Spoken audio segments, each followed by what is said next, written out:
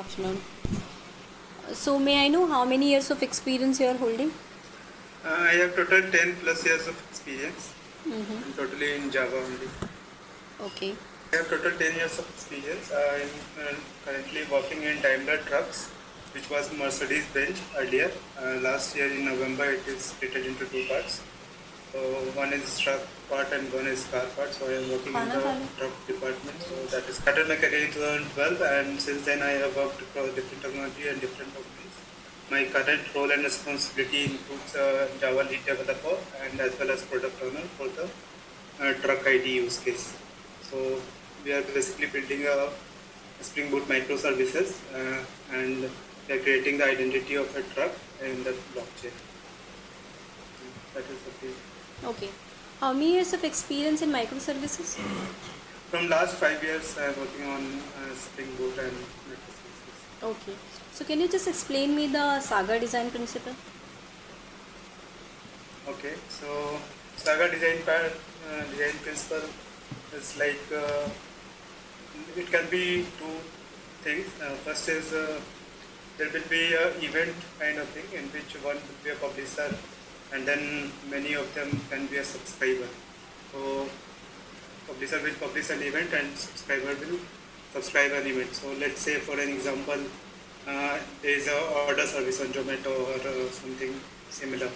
So if you place an order, so what it will do is it will create an order and then it will send it to restaurant. So in the meantime, you don't have to wait. When an order is created, it will publish that into the event hub or somewhere in the messaging queue or something.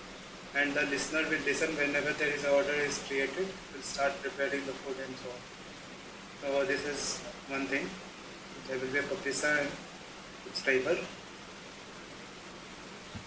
Okay. Okay. And what about the two-phase commit? When we should use that? Two-phase commit, it's like when you have a transaction, okay, so which is across different microservices, and this transaction has to be committed only when all subtask is done. So let's say you are calling microservice A, and then microservice A is calling microservice B. So, and the task which microservice A is doing, it is dependent on the task of microservice B. So first what we will do is we will use two-phase commit in which microservice B will, once it completes the task, it will send a message or send a response that it has completed the task, and then microservice A can perform the task in the DB. So it will basically lock the row in the database, and once B is completed the task, then only A will complete its task. Otherwise, it will roll back. Okay. Okay. So what is the need of a Eureka server? So Eureka server is like, let's say you have many microservices, and Eureka server basically is used for discovery client. It is a discovery client in which all the microservices we can register it there, and let's say there are 10 microservices and one microservice wants to communicate to other microservices. Then it can get the address of that microservice from the Eureka server, and all the microservices are registered to that Eureka server. So all the microservices can be visible there, whether it is online or offline. It's just used for discovery purpose. Mm-hmm. Okay. And what about the scaling? What do you understand by the scaling? So the scaling, I understand, means what we are doing right now is we are building a microservice and deploying it to Kubernetes cloud. Okay, and right now we are using replica as one. So only one pod is deployed in Kubernetes. But if we have lots of load on our system, then we can increase the replica. So we can set it as replica is equal to 3. So 3 pods will be spinned up, and it will be available for the end user. So if the load increases, we can scale that so that we can accommodate that load. Okay. Yeah. Okay. So you must be working on the REST API, right? So what is the difference between REST and SOAP APIs? So SOAP I have worked earlier. So it's like you have to write WSDL and all the XML configuration you have to write. And in REST, it is easy. We use JSON in REST. So compared to SOAP, it's easy to use and easy to learn.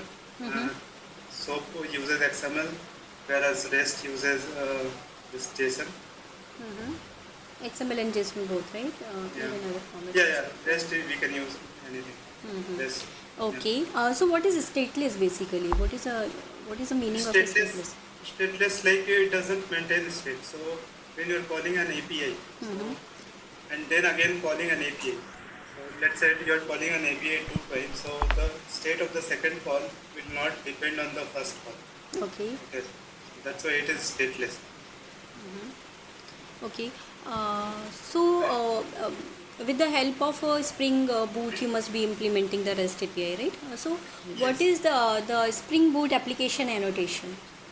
So when you write at the rate of Spring Boot application annotation, so it basically contains three annotations inside, at the rate of component scan, at the rate of Spring configuration, at the rate of enable auto configuration. So first is at the rate of component scan. What it does is it will scan all the packages in the current package, all the classes in the current package and the sub package for all the classes with at the rate of subject just for a component repository. So it will scan all those classes and then it will create application context and create a bean of that. So enable auto configuration, what it does is it will just create the bean inside the whatever char we have provided in the class path.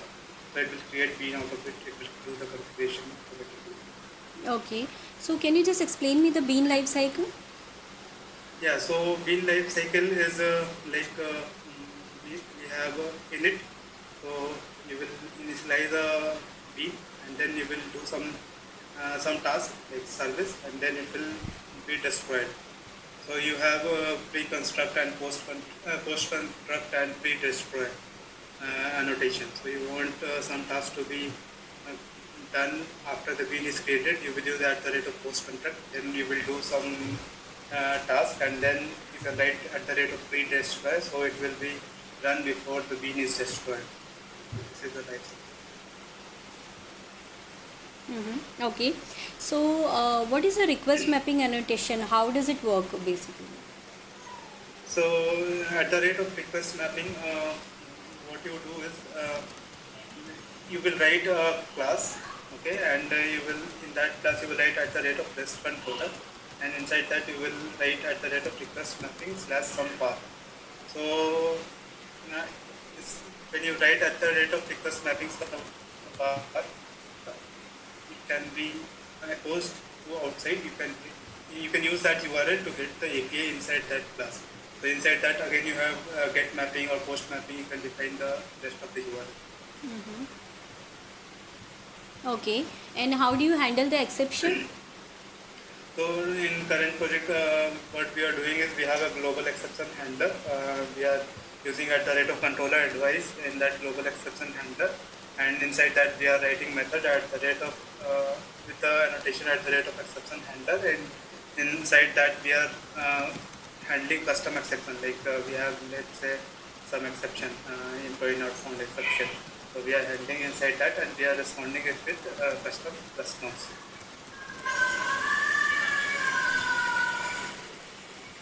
Okay, so where are you marking this as a which level, class level or exception level? Where will you mark this annotation, controller advice?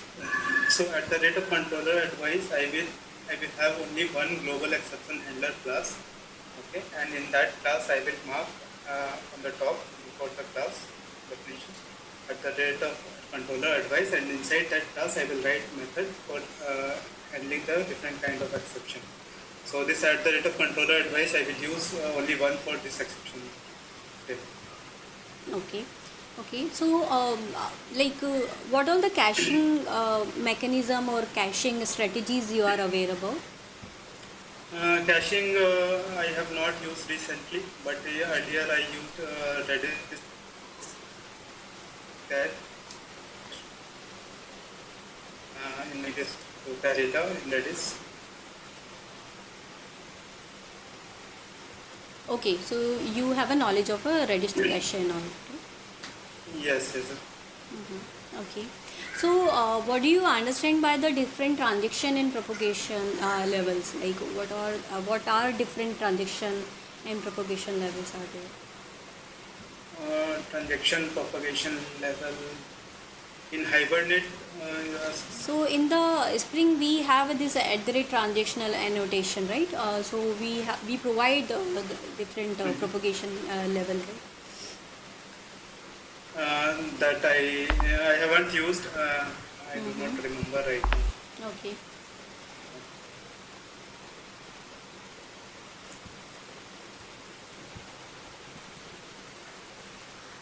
Uh, so program is basically you need to remove the duplicate from a sorted array.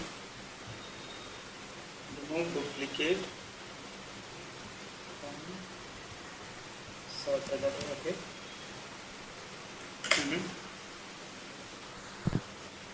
How to run this? You want to run this? So can you just explain me? Hello. Yeah, can you just explain your code? Okay, so what I am doing is I have created a separate method which will return integer array. I will input this integer array and it will return an integer array. What I am doing, I am creating a set of integer and I am trying to add this element into the set. Okay, so when you use a set, it will always contain a unique element. So it will remove the duplicates and it will contain only the unique element.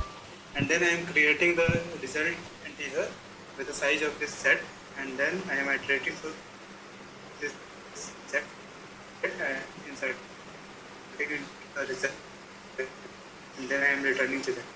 Okay.